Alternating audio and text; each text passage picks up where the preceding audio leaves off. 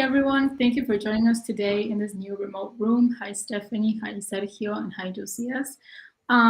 Welcome to our second edition of Ask Me Anything, and where we will be speaking about how it's like to work for US companies, and we will clear any doubts that you may have about starting and navigating your career working remotely or also on site, maybe for a US company. And we will be discussing on how to apply and land a job at an international company. And also remember, YouTube watchers, that you have to subscribe if you have any questions in the comment section below. And then LinkedIn, you can ask questions throughout the whole interview, and we will be more than happy to answer them. And also, we want to get to know more our viewers. So if you can comment from where you are with a flag or everything, we will want to know you better. And as we said before, we're here today joined by Sergio. He is a senior software engineer at Silicon Valley, and Josias, that's a senior software engineer at LaunchPad Lab, and Stephanie Serve, head of community of Tekla. But we wanted to know more about you, Sergio, and Josias, about your professional experience, your areas of expertise, and a little bit more about yourselves. Hi, everyone. Hi, Sergio. Yes, thank you. Thank you, Euge, for that introduction. Yes, Sergio, Josias, who wants to come forward first? I can go first. So yeah, my name is Sergio. I am from Chile, from Santiago, and I have been working in the U.S. remotely. I am now a remote worker from the U.S.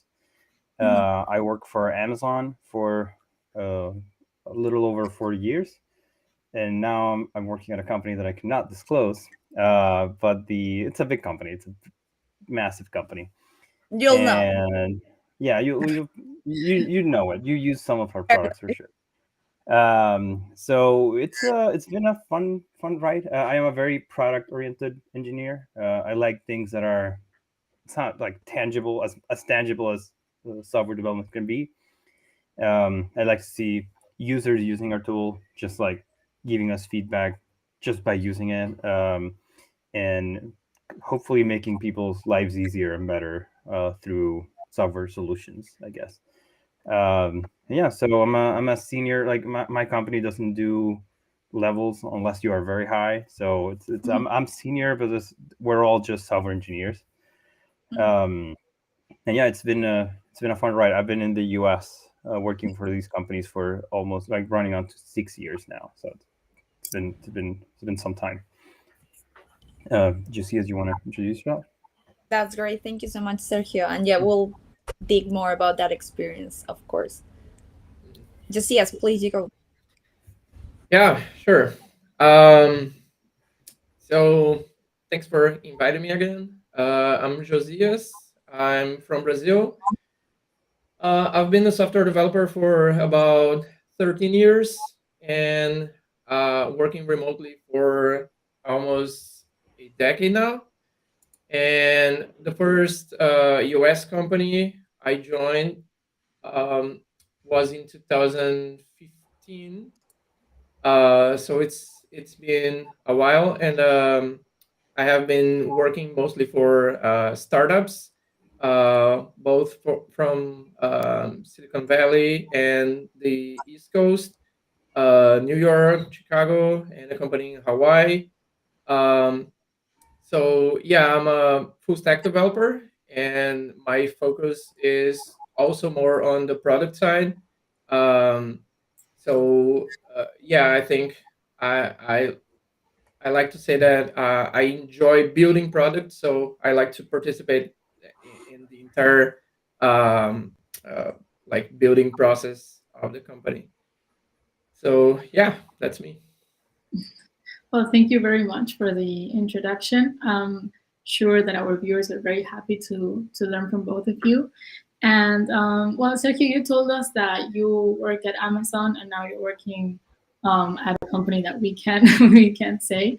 But like, how was it working for Amazon those years, and how it's like working for this big tech company now? How was the Uh, experience? yeah, so it was a very good experience. I I got pulled from university, to put it in some way. So I came, like, this was my first time moving out of my parents' house when I moved to the US, moving in with my girlfriend, who's now my wife. So it's a time of change in my That life. or be the first one. That's a big move. Yeah, it was a big move. Yeah, and Amazon was a pretty supportive company. Amazon was a great experience. Really do not have a lot of things to say. Like, it has some reputation, but I didn't find that to be like an absolute truth. Mhm. There were a lot of one thing that really, it's grounded me a little bit, is that I came in just like being, oh yeah, I'm super smart. Like, I have recruiters reaching out to me while I'm on like fourth year of university. I don't even have my degree. And then I came in and everyone was just so brilliant in Amazon that I'm like, yeah, okay, I'm not the smartest guy in the room anymore. So that was very good. Very good and humbling experience for me. So a lot of learning, a lot of growing. I got promoted in my role at Amazon, and I'm very happy for that. I was a very kind of like, you go through the phases, and when you work for like smaller companies, like, there are deadlines, there is pressure, but when you're working for like this big tech companies, the pressure is just like so intense. Like, yeah, if you don't deliver, these are like thousands, sometimes millions of users that are not being able to do what you were trying to ship. So that's been kind of like, scale is something that you cannot get in any other place than this big tech companies. And that's something that no one can prepare you for. So I think that was a very big part of learning curve for me.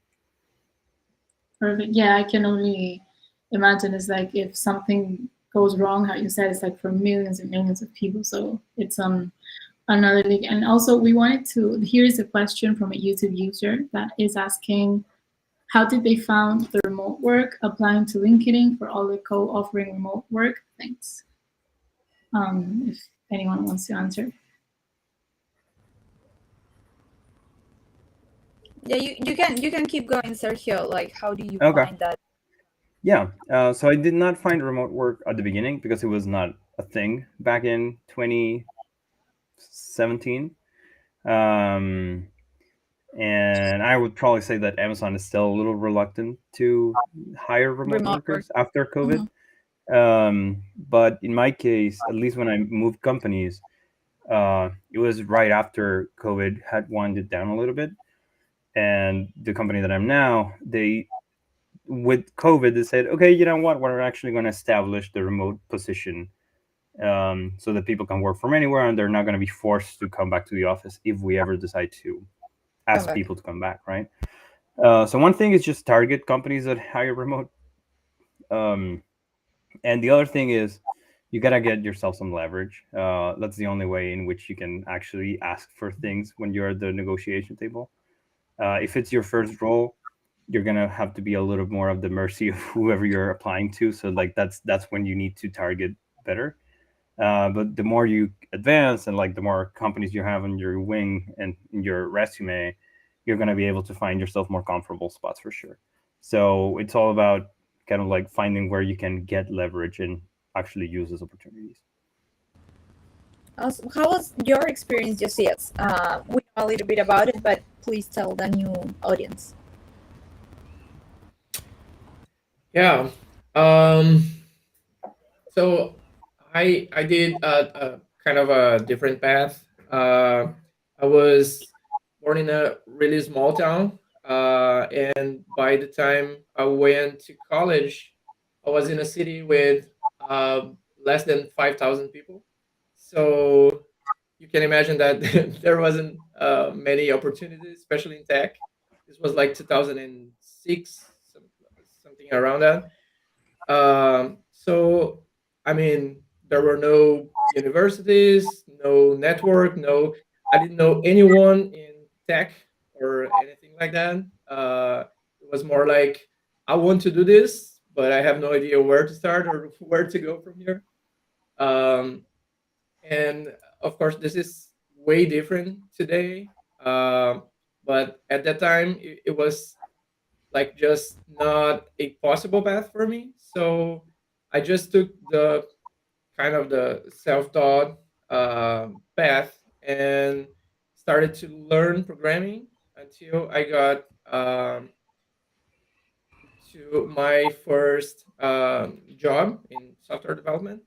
And after a few years, just learning everything I could and learning English and all that, I read a blog post about React was just coming out at that time, like 2014 or 15, and I was trying to do something with that. And at the end of a blog post, there was a note saying, "If you enjoy working with React, we're hiring." And I was like, "Yeah, why not?" That's me. I mean, yeah, why can I lose? And um, so I scheduled a Skype interview when Skype still was a thing, and Mhm. um, yeah, somehow I passed the interview and I joined this company, and from there it was a completely different path, like working with people with a completely different culture, different work schedules, and different ways to build things. Like coming from my local companies to a company in Silicon Valley is a massive difference. Um, so yeah, from that point, I think I started being more intentional with my career, and then like finding the right roles and applying for the right jobs, and after that, yes, most of them were through LinkedIn. Uh, and I think most of them were actually recruiters coming in and approaching me with some opportunity. But yes, LinkedIn is a huge tool for this today. Perfect, thank you. And also, you told us that it was difficult for like to find the perfect jobs. And how would you say like would be the difficulties you faced when you started working remotely or on site for a U.S. company? Like, how did you find the right jobs, and what difficulties did you face? Uh, well, for me, especially the the language at first. Like I had no previous experience using English whatsoever. I mean, I didn't use it at work other than Where reading blog posts. Sorry, can I hear? where did you learn English and when? Where, like in the school, in high school, or afterwards? Afterwards, it was more like by myself, just like doing that Self-taught. process of learning, yeah, through, I don't know, movies, music, and books, whatever you can. That's So awesome. that's why I said I couldn't imagine that I would get the job like speaking English, because it wasn't something I was used to do. I didn't even know if the guy was understanding what I said, but apparently it worked.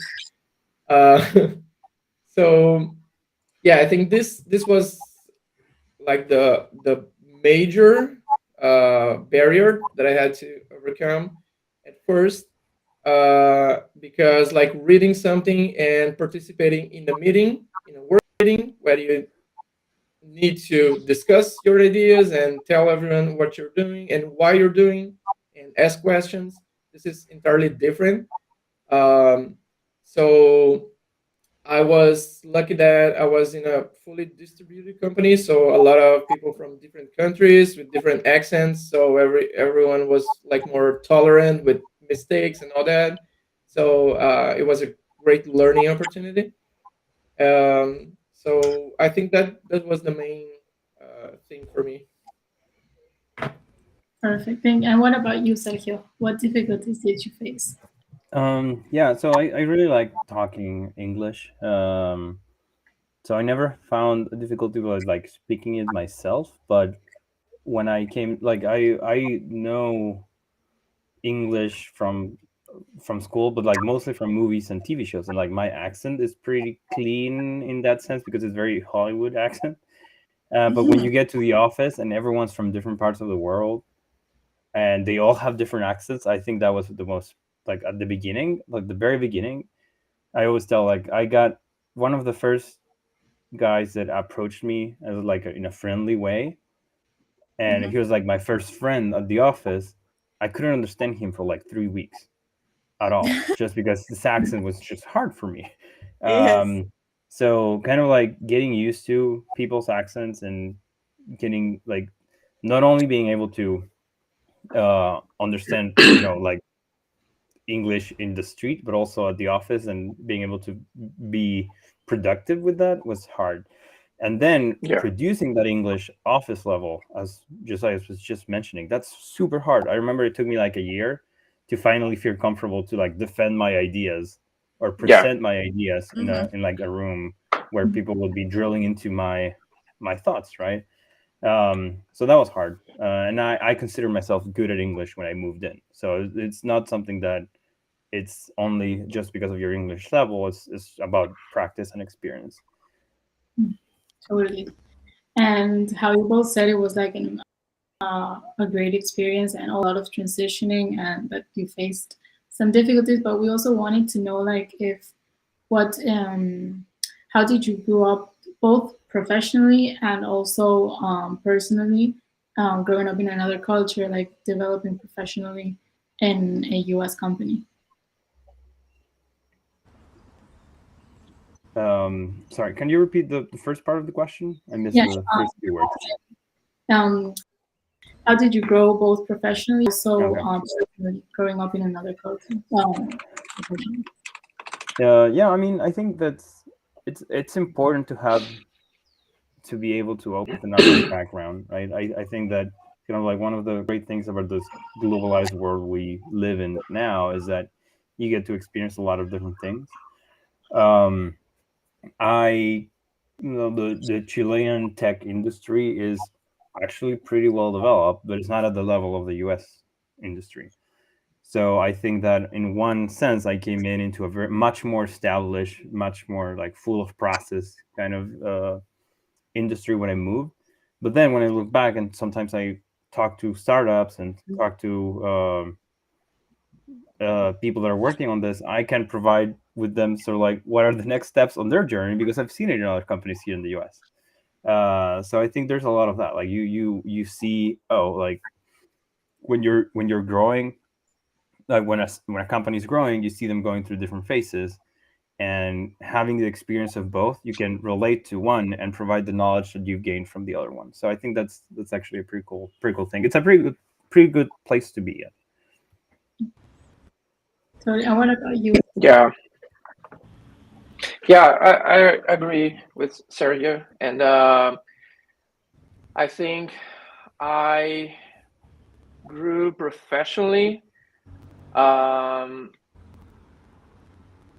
were some differences in the culture, as Sergio mentioned, especially in my perspective about like building things fast. There was like the kind of the motto of Silicon Valley: move fast, break things fast, and all that. And local companies, of course, not all of them, most local companies were still thinking, yeah, we need to build something solid and slowly. And it was a completely shift in like my mindset, where I would have a task of building an entire part of a system for 3 months, and then we just decide, yeah, let's throw all of that away because we want to build something different now. And it was like, what? Seriously?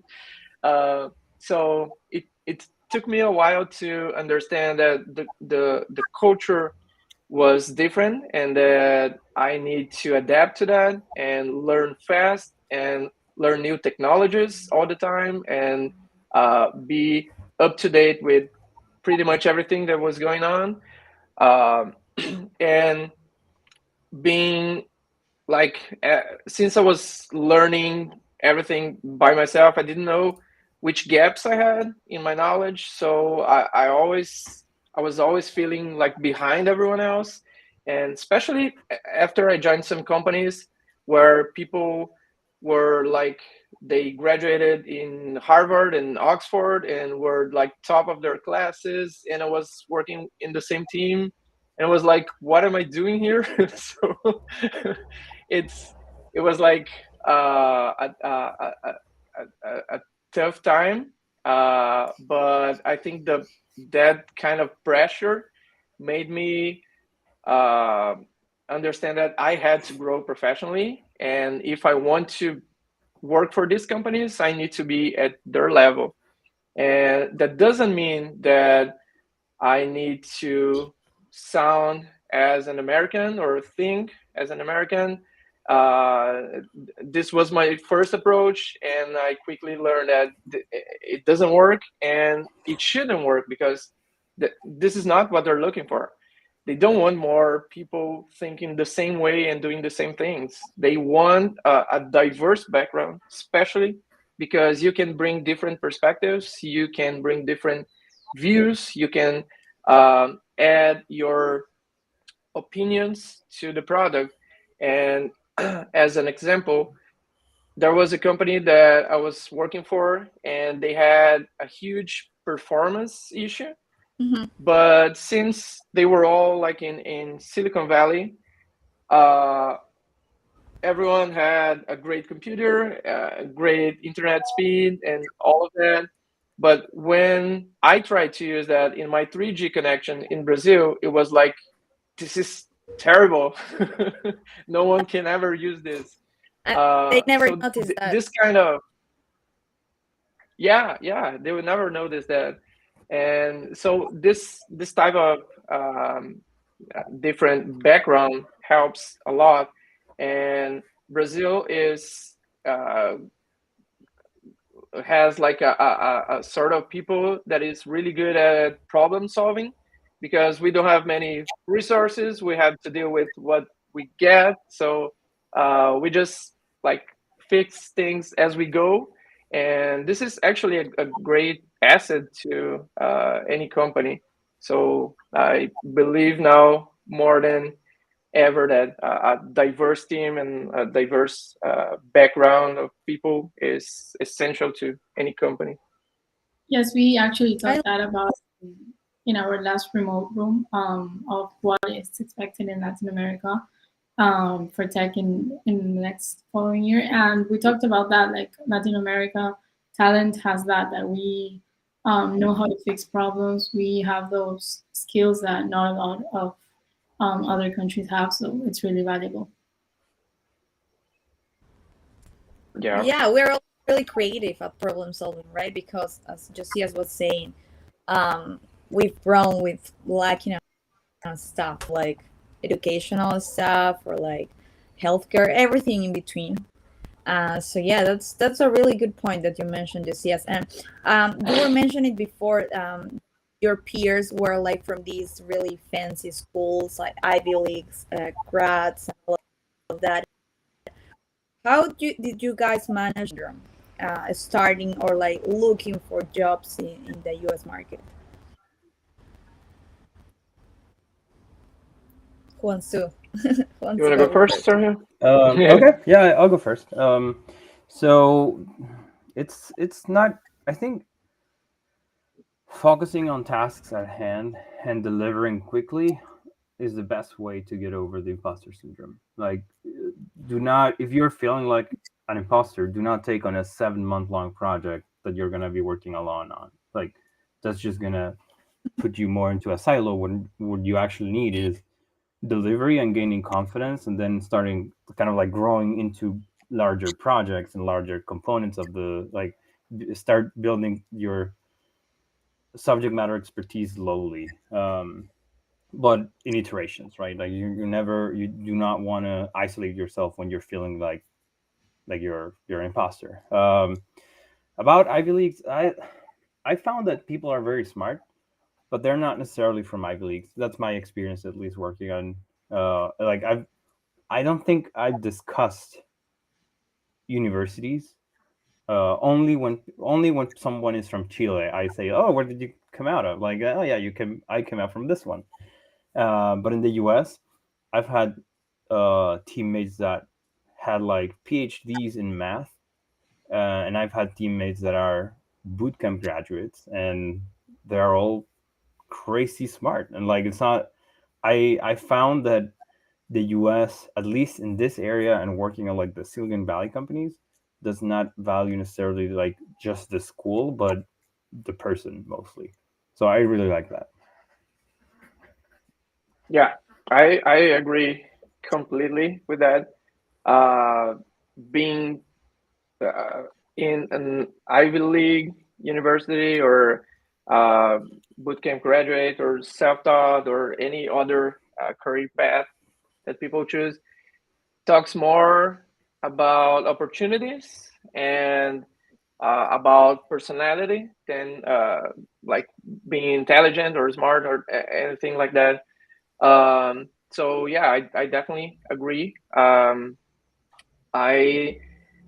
had to deal with imposter syndrome for quite a while, but it wasn't like people were putting pressure on me and I was feeling this pressure. It was more like my own view because of that background that I shared. And when I went to see people's profiles, oh wow, they're like they must be really smart and I was like in this other side, and it took me some time to realize that yeah, I was hired. I mean, they saw something and they put me in the same position with the same people that I consider really smarter than me and all that.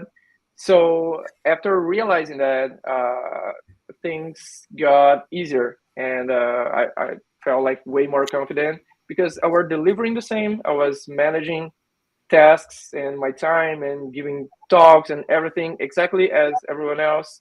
So usually imposter syndrome has to do more with your own view of yourself than with like the pressure that comes from the company or from the market. So yeah, I think this is something that we need to deal with ourselves maybe.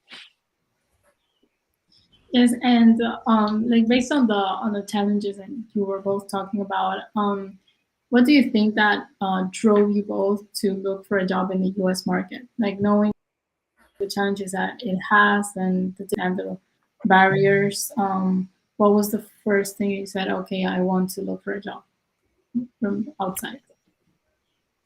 Yeah, for me, as I shared, it was the challenge. I mean, can I really do that? It wasn't about money. Like I had no idea how much people were paid in the U.S. I had the exchange rate in Brazil was nearly half of what it is today, and today we have like a lot of developers wanting to work for U.S. companies because the salaries are like skyrocketing.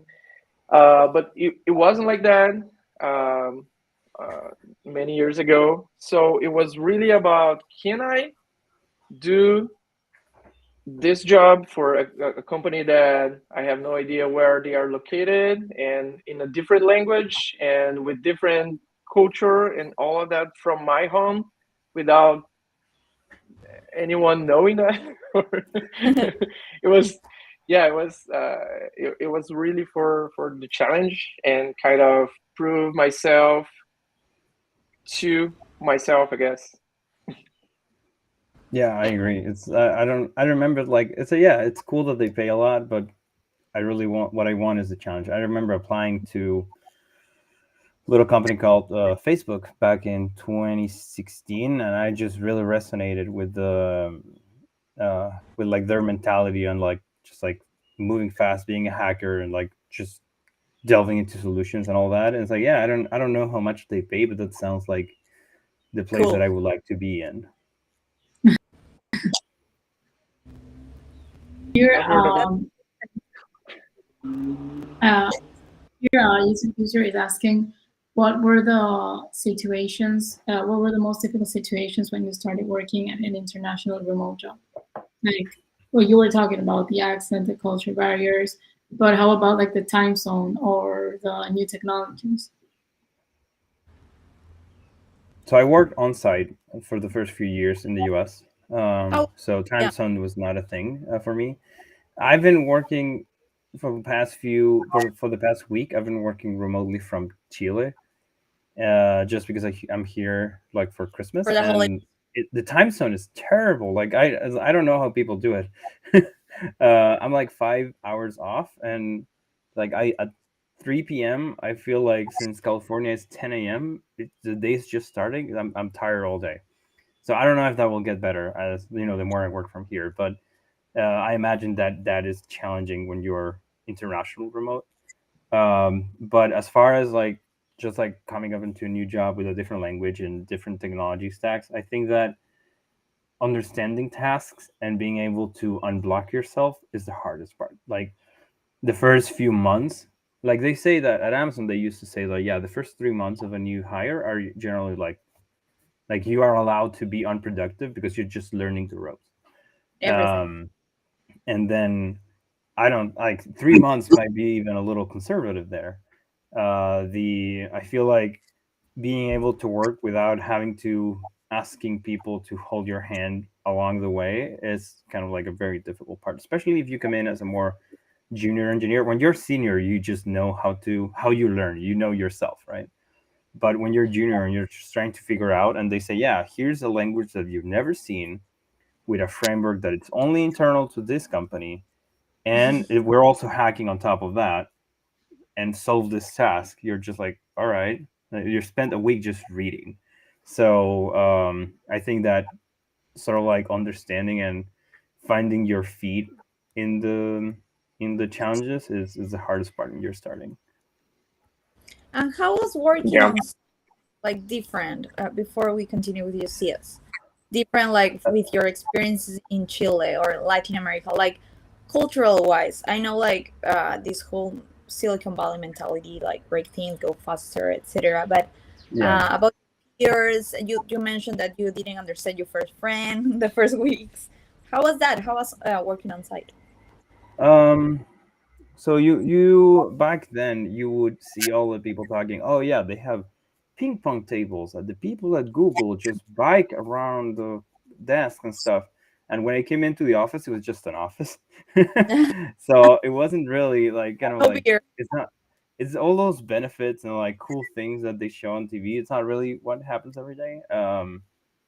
But it was very structured. Like we had a stand-up meeting every day, and we would meet and like talk about our updates. And then I quickly realized, oh, I really need stuff to talk about during that meeting, otherwise I'm gonna look like I'm not working.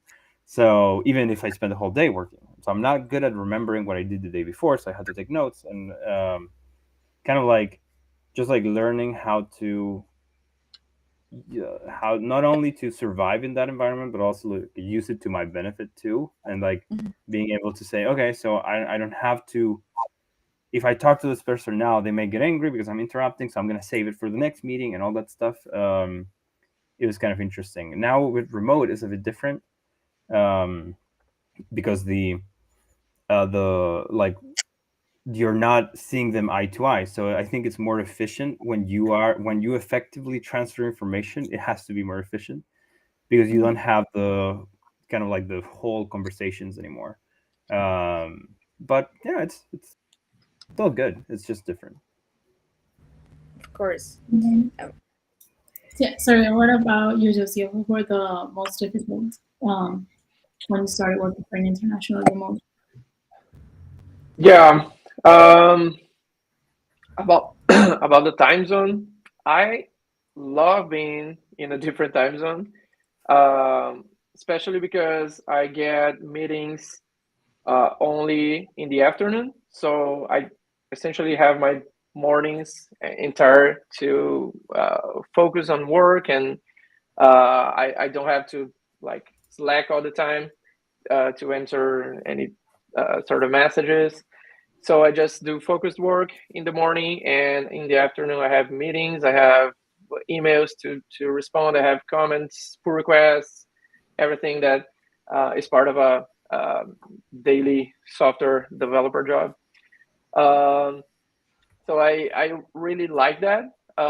it was harder when I worked for the company in Hawaii because it was like an 8-hour difference. But at the same time, we had people in Spain, in Russia, in Chile. So 24/7, we had someone working, and that forced us to make communication asynchronous and get really good at documenting processes and all that. So it has its own advantages, I'd say. Other than that, accents are difficult, but we are so used to like American accent, especially because of the culture, movies, Hollywood accent, as Sergio mentioned, that I actually found difficult to understand people from different countries. Like a Russian guy speaking English with a different accent, or I had a manager, she was Chinese and speaking English and trying to say my name, which is in Portuguese. It was so funny. That's a cultural. Yeah. And cultural language, like the way people work, the way people send messages. Brazilians say hi all the time, please, good morning, and all that. So you have like 10 messages to say one thing, and people from different countries, they just go, did you do that? That's it. So wow, that may sound rude to some other cultures. So yeah, you have this kind of barriers, but I agree that I think understanding what needs to be done and how you can articulate your thoughts and communicate that is the hardest part. I mean, you can read English if you are working for an international company, but actually understanding a task with all the stack involved and with all the context that you don't have in a product, and you have like people working on a product for many years and you're just joining and trying to understand the product, the language, the culture, and everything in between. It's really overwhelming at first. So I'd say that's the main challenge.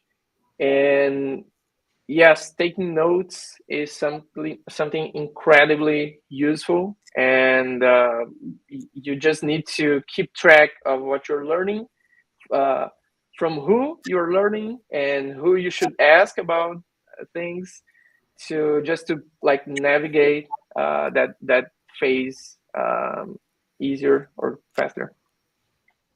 And you were also talking about how the communication styles are different, how you adapt to that.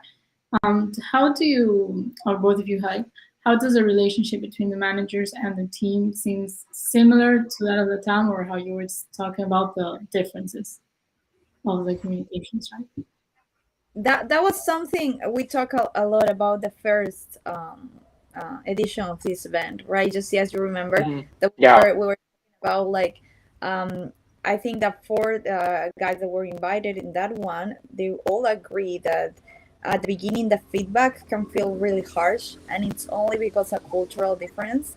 How do you guys feel about that? Like not only the relationship with your managers, because in Latin America it can be more maybe everyone is trying to be your friend also, and that can differ in other countries, especially in technology and US market. What do you think? Yeah, and in my experience, people in Brazil tend to make these work relationships more personal. So if you are at the office, everyone wants to get lunch together and play football later, and like do some gaming, something to like bring your families together. Or I think that in the whole because right now we are from Peru, Argentina, Brazil, and I think we can all agree in that. Yeah. And this is part of the culture. So, but at the same time, Americans tend to be more, how can I say that, more polite in some ways. Like they are always complimenting and saying nice things about your work, and just trying to. You cannot be too direct sometimes, without sounding rude. But at the same time, as I said, if we all say like hello and good morning multiple times over the day, and they do not, so it's kind of just a different way. But I think the relationships between managers and reports tend to be more like professional or more work related than in the companies that I worked previously. Yeah, I found some. I mean, I definitely my wife and I feel a lot like difference in culture between the U.S. and like Latin America. Sometimes we've been through tough times where we feel like we have no friends because In the work. everyone, yeah, they have no, just like in America in general, like in the U.S. Because people there are not friends like you have in Latin America. Friends in Latin America, like you would probably see them multiple times a week. There, it's more like, yeah, let's meet in 8 months. It's like, okay. But at the same time, in the office, I felt like I don't think I have felt a difference between managers in Chile versus the US. I feel like there's more of a difference between managers. And sometimes you need to learn how to deal with different types of managers. Okay. And that's kind of like the learning. And I feel like if I were to go back to Latin America to work for a tech company, those learnings will still apply. Whether the relationship is more formal or it's more friendly or anything, like I feel like I would still need to learn how to play that game, um, to my advantage, to my work's advantage, to my company's advantage. Um, that's kind of like a parallel of the actual relationship between managers and reports. So it's a very interesting dynamic for sure. No, and And just to add some point here, this is also related to remote work, because in the office things tend to get a little more personal Right. because you're sitting next to the person and talking all the time. And working remotely, you tend to keep conversations more effective. Yeah. I mean, I won't just post all the time in the channel that I don't know, something about my wife or my kids. I mean, you can talk about that, but you have to intentionally talk about that and knowing that everyone will pay attention to that. In the office, you're just talking out loud to someone and people overheard that and get into the conversation. So things tend to get more personal in the office. And it's different with remote work. And what advice do you have in that place? Like, because it is like for a fact more difficult to actually have work buddies and stuff like that in a remote work environment. So, what are the techniques, or like what advices you can have? Because that happens also in Tecla because we are a remote first company, but all our team is from Latin America. So I feel like everyone is kind of in the same vibe. They are looking for friendships and they are looking for more interactions. But when you have a more diverse community at work from Russia, China, India, the US, what are advices that you can apply, or like people that are watching can apply? I feel like in Latin America, it's definitely true for Chile because our work hours were long. But it may be true for other countries too. We tend to over rely on our work to define our personal life. And I think that for me, like moving into a remote position, and like this is post COVID and also post having a baby, I realized that I don't Congrats. have to make friends in the workplace. Like I can make them if I find them interesting and like if we share interests. But like I don't. It doesn't have to define my life. And I feel like someone, like when I'm working with someone that's just a little more effective and direct on their communication, I imagine that they have a life beside that computer, and like I'm just not a friend of them, and that's fine. Like that's cool. So for me, was moving to remote was like, okay, I need to learn how to make friends outside of my workplace. No, I love Yeah, that. definitely. What do you think, Josias? Yeah, I agree 100%. You need to be intentional in making connections when working remotely. It's not going to happen like via text messages or just commenting on each other's tasks. It's never going to happen unless you schedule time, talk to the person, preferably on a video call, and just like separate some time to talk about other things, non-work related. Like I usually share about my family, about my daughter, my son. My daughter had a ballet presentation last weekend. I shared some pictures, some videos, and everyone was commenting and asking questions about her. There's no other way to connect with people unless you intentionally share about your life and ask questions about other people's lives. There's no way around that. Even if you share interests, like, I don't know, I like to play guitar and there's another guy who likes to play guitar. If we don't connect and talk to each other about that, never gonna happen. And one thing I found tremendously valuable was to get together in like a company event or some kind of retreat. That is crucial. I mean, spending 2 or 3 days with your coworkers completely changes your relationship with them, because now they are people that you actually know. So it's different somehow. So if you have this opportunity, take it, because it's so valuable. Totally. And here we have a question from a YouTube user that is asking, how does LATAM employees have the possibilities to reach senior and leadership roles at the US company, or is being from LATAM a stopper? I don't have any ceiling. I feel like if I continue to work on my pace and my own power of will and proactiveness, I will reach any role that I set my mind to. And like I don't think I'm like people, especially in the US. The one good thing about the US, well, I mean, there are lots of good things, but like one very good thing about the US is that people come from everywhere. Like it's been very few times that I've had teams that are mostly American. Like people are from any place, so that means that the place that you come from doesn't actually matter that much. Ours is what you bring to the table, right? Chilean empanadas, for example. But if when you are actually working in tech, like the projects that you've done, the challenges that you face, and the solutions that you came up with are actually what gets you to those rooms that are kind of like for more senior people, or like with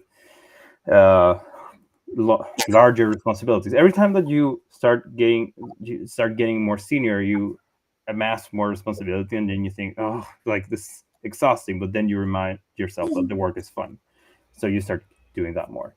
And at no point I have never faced any pushback that I felt was because of where I'm from. That's awesome to hear, and really motivational for everyone who's watching, because sometimes we can have this misconception, right? But I think it's our own and not really what happens, especially in the tech industry. What do you think, Josias? Have you felt any pushback or anything like that? No, I agree with Sergio on that, and I think the you can just look at like big tech companies. They have CEOs from India, from Latin America. They have leadership roles, C-level roles. there's no such thing as like we're not gonna promote this person because they are from Latin America. Nothing like that.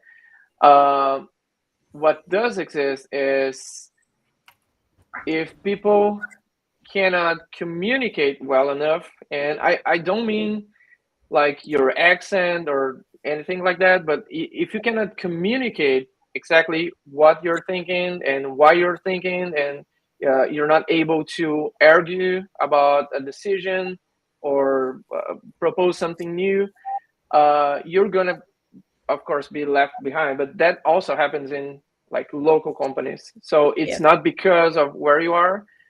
It's more like if people don't know what I think about things or how well I'm doing my job, of course, I'll never reach a leadership role or anything like that. So it's more about your skill set, especially soft skills, in communicating that, in talking to people, and promoting your own job, your own career. And I think that speaks a lot more than where you're from.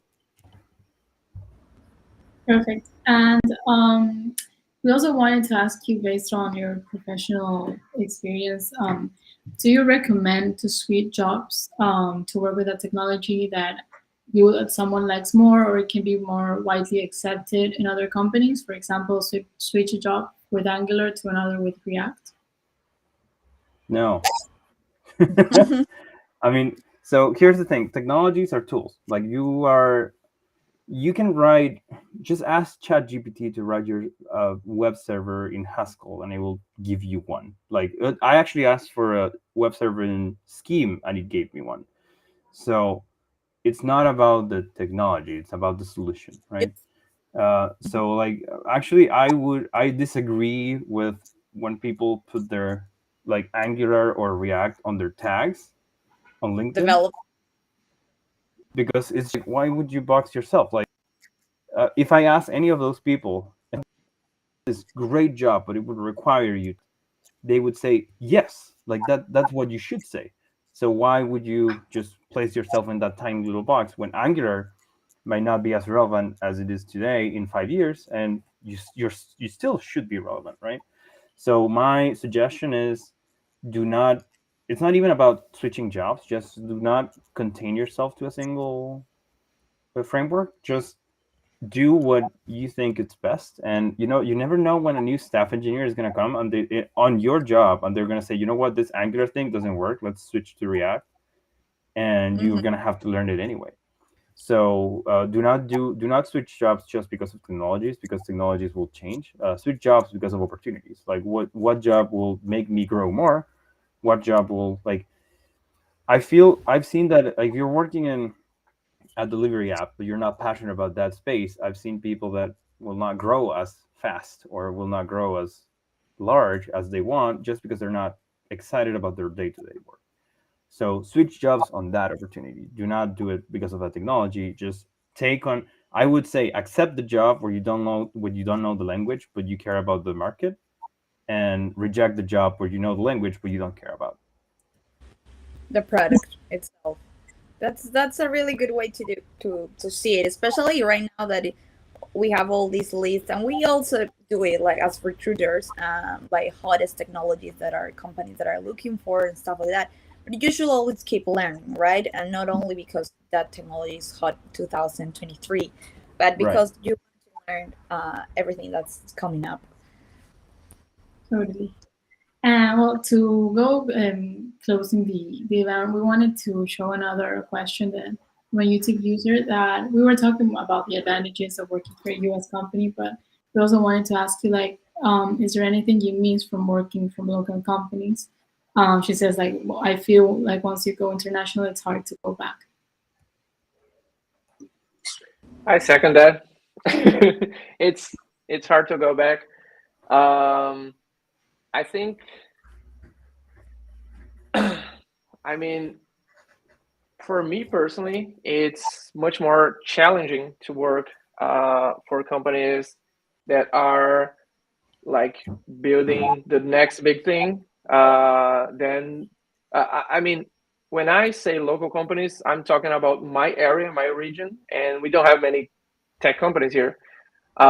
So for me, there's no way to just go back and work for a company in my city, for example. But for a company in Brazil, for example, or in Latin America, there are more startups than ever, and tech companies growing fast and learning from the same people that US companies are learning. So the culture is changing at a rapid pace.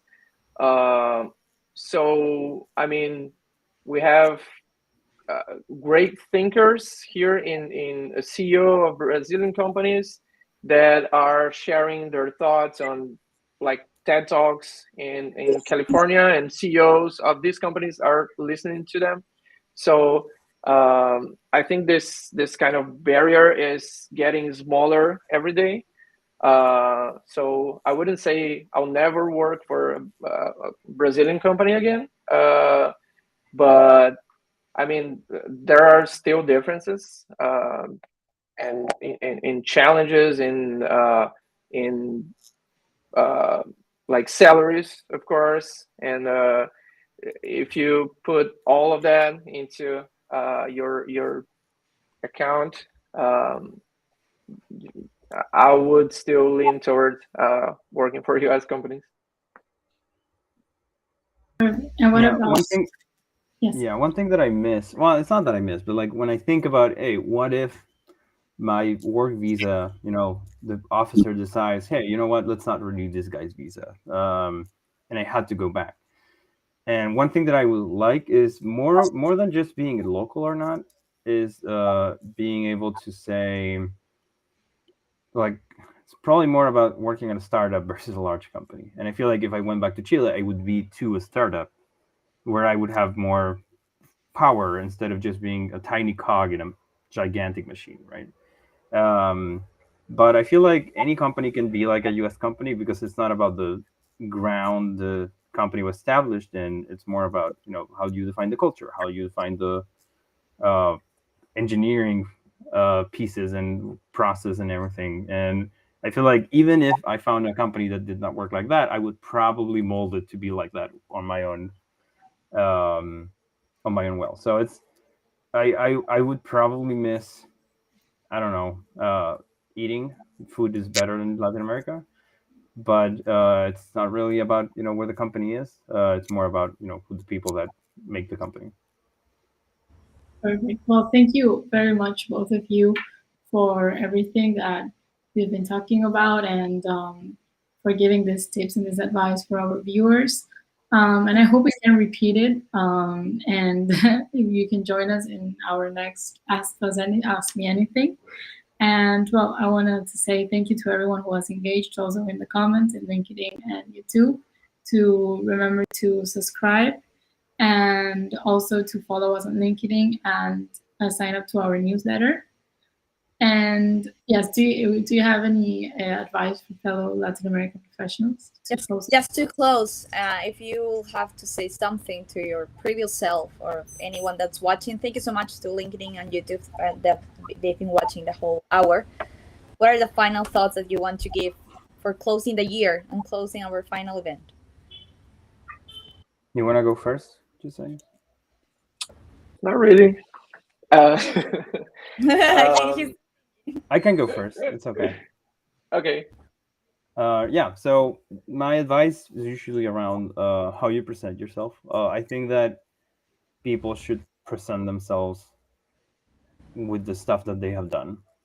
And this doesn't mean that, people will say, oh, I just came out of boot camp, or I just came out of university, or I am self-taught. Well, it's not about where you studied. It's about what you have done. So if you feel that you haven't done enough, go now and come up with your own personal projects. You don't need the users. The companies that hire you will provide the users for things. But you just need to show your skills, and showing your skills is the best skill that you can get in this market. Like you have to be able to sell yourself, and you will be able to reach anywhere, but you need to be able to do that. So please think about that. Do what you need if you see gaps in your resume, work on filling them out, and do not wait for experience to do that, because it will not. So just go and show your work, and like if you're talented, people will come to you for sure. That's awesome. Thank you so much. What about you, Josias? Thoughts? Yeah, my main piece of advice is to never stop learning. This is essential to any career, but in software engineering, this is kind of even more important because of the fast pace that technology is always developing. So yeah, I think that's my main point. And from people that I've been talking about, I have some people asking me about how to get a job, how to. I'm starting in software development. I'm still learning. What do I do? What do I learn? Where do I go? And I agree with Sergio again, that you need to build things, you need to create things, you need to solve problems, do things for real, and don't forget to share about that. And I mean, learning in public is something that is more and more important every day, because there are more people coming to tech, and there is more visibility. So you need to share what you're doing, what you're learning. And yeah, I think that's my main recommendation. And as you all mentioned that Tekla is doing these events, follow these events. There are a lot of good information in there. I'm writing about learning in software development, trying to help people to get to that point. So yeah, like follow people that are growing or have been there before, and learn from them, as we all learned from people that came before us. That's awesome. And don't be afraid to contact recruiters. So Yes. if you find good recruiters, just go message them. In Tekla, we have plenty good recruiters, but there's a lot of them in LinkedIn. So right now we have everything in our tools, in our phones. So yeah, don't be afraid to do it. You already have the no, so you can only have the yes. Yeah, just Thank you. to add on that, I've never gotten a job by applying on the website. I've only gotten jobs by talking to recruiters directly. So Love that testimonial firsthand. Yeah, that's so true. And that's one of the main things that we always encourage to do it here at Tekla, because the recruiters are there, right? And it's their job, and they are really glad to actually do it. And most of them will help you with your resume, with your CV, without any charge or fees or anything like that. So yeah, use LinkedIn, use that. Thank you so much for joining, Sergio, Josias, for conducting the event. And yeah, we'll see you everyone soon. Thank you, everyone. Bye. Thank you. Thank you. Happy to be here. Bye-bye.